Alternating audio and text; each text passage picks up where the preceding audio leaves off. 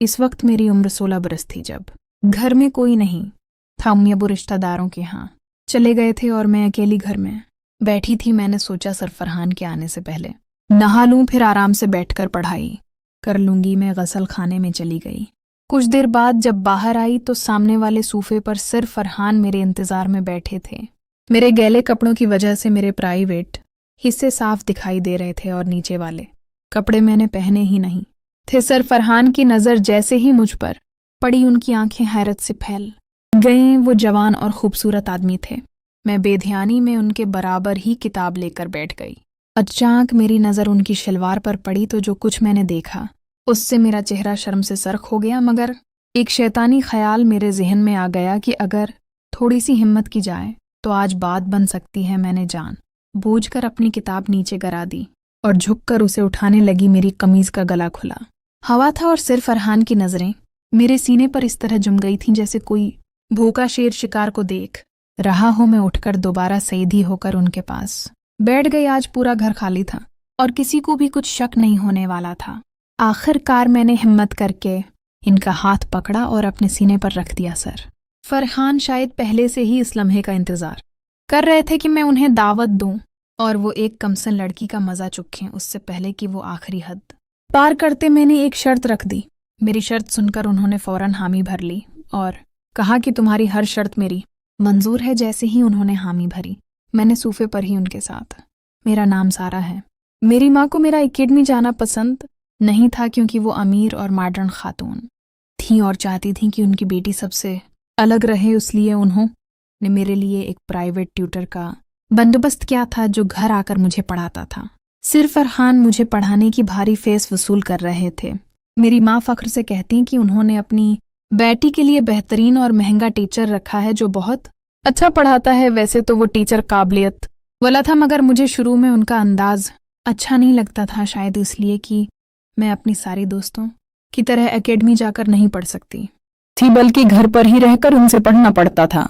शुरू में मुझे सर फरहान बिल्कुल अच्छे नहीं लगते थे और ना ही उनका पढ़ाने का तरीका पसंद था। जब मैंने माँ से ये बात की तो उन्होंने मुझे झड़क दिया और कहा कि ये बहाने छोड़ दूं और अपनी तालीम पर तवज्जो दूं। मैं अपनी दोस्तों की तरह एकेडमी नहीं जा सकती, उस बात को भूल जाऊं और भी बहुत सी हदायत देकर मुझे चुप करा दिया। तब मैं खामोश हो गई और पढ़ाई में दिल लगाने लगी। दिल ही दिल में बहुत अदास रहती थी और दोस्तों के साथ पढ़ना चाहती थी, जबकि मेरी सारी दोस्तियां और क्लास फेलोज मुझ पर रश्क करते कि मैं इतनी अमीर हूं कि मुझे घर पर इतना अच्छा उस्ताद आता है। उनकी बातों को सुनकर मैं भी नुखरे में आ गई और अपना सारा अफसोस भूलकर सर फरहान से अच्छे से पढ़ने लगी। जब मैंने दिल से उन्हें कबूल कर लिया तो पता चला कि वो वाकई काबिल उस्ताद हैं और मुझे बहुत मेहनत से पढ़ाते हैं। उनकी मेहनत की वजह से सिर्फ चंद महीनों में मेरी पढ़ाई बहुत बेहतर हो गई और मैं क्लास में हर सब्जेक्ट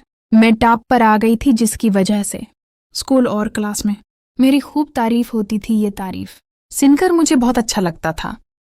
इन तारीफों ने मुझे आसमानों पर उड़ा दिया था और तब मैंने सर फरहान को भी दिल से कबूल कर लिया था। उनसे बहुत फरी हो गई थी, दिल लगाकर पढ़ती थी और अपनी हर बात शेयर करती थी ताकि पढ़ाई में मजीद बेहतर हो सकूं। इस वजह से मेरे माँ बाप भी बहुत खुश थे कि उनकी बेटी पहली पोजीशन पर रहती है और उनका नाम ऊंचा कर रही है। सर फरहान की डिमांड भी बढ़ने लगी थी। उन्होंने फीस बढ़ाने का कहा, जिसे मेरे वालिदीन ने बगैर किसी एतराज़ के मान लिया।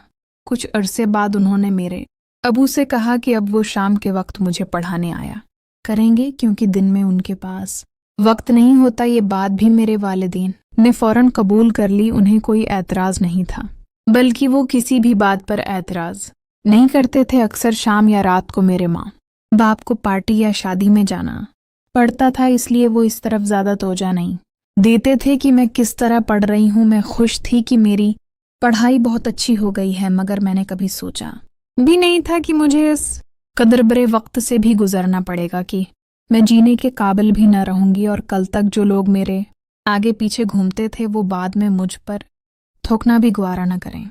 इस शाम जब सर फरहान मुझे पढ़ाने आए तो मेरे वालिदीन पार्टी के लिए तैयार हो रहे थे। वो तकरीबन हर शाम या रात को किसी न किसी तकरीब में चले जाते थे और पीछे ताई जान और एक मुलाजमा को छोड़ जाते मगर इस दिन ताई जान अपने गांव गई हुई थी और मुलाजिमा की तबीयत खराब होने की वजह से वो भी क्वार्टर।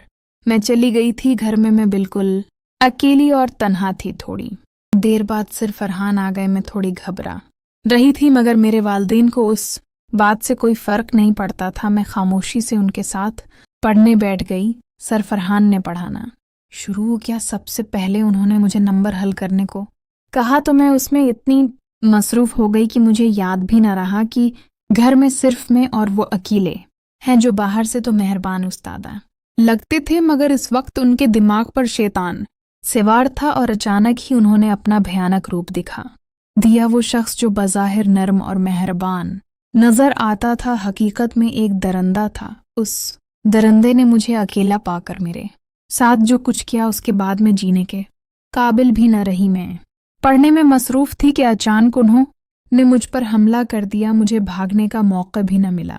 उन्होंने मुझे बिल्कुल बेबस कर दिया। मेरे जिस्म से सारे कपड़े उतार दिए और अपनी सख्ती को मेरी नाजुक जगह में जबरदस्ती दाखिल कर दिया। दर्द और तकलीफ की शिद्दत से मेरी आंखों से आंसू बह रहे थे मगर वो इंसान नहीं, दरिंदा था। उसने मुझ पर जरा भी रहम नहीं किया और मुझे अजाब के समंदर में धकेल दिया। मैं बेबस चिड़िया की तरह बस फड़फड़ाती रह गई। वो 2 घंटे मेरी जिंदगी के सबसे अजाब भरे लम्हात थे। उस जंगली जानवर ने मुझे पूरी तरह हिलाकर रख दिया था। तकलीफ की शिद्दत से मैं बेहोश हो गई मगर इस दरिंदे ने फिर भी मुझ पर रहम नहीं किया। जब वो फारिग हुआ तो मेरी हालत बहुत बरी थी। मैं मरने के करीब थी। उस पर वो घबरा गया और मुझे उसी हालत में छोड़कर वहां से भाग गया। मैं बिल्कुल बेहोश हो चुकी थी। मुझे कुछ पता नहीं चला कि उसके बाद क्या हुआ। जब होश आया तो मैं अस्पताल के बेड पर थी और मेरे वदीन साथ बैठे रो रहे थे।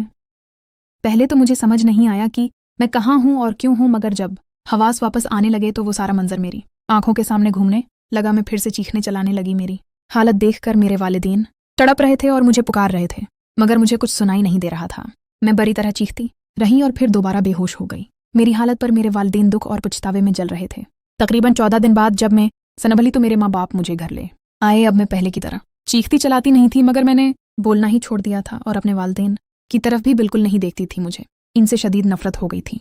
काश वो इतने गाफिल और लापरवाह ना होते तो मेरे साथ ये सब कुछ ना होता। जिंदगी जीने वाली लड़की अब हर चीज से दूर हो गई थी। मैंने सबसे मिलना जलना छोड़ दिया था और कमरे में ही पड़ी रहती थी।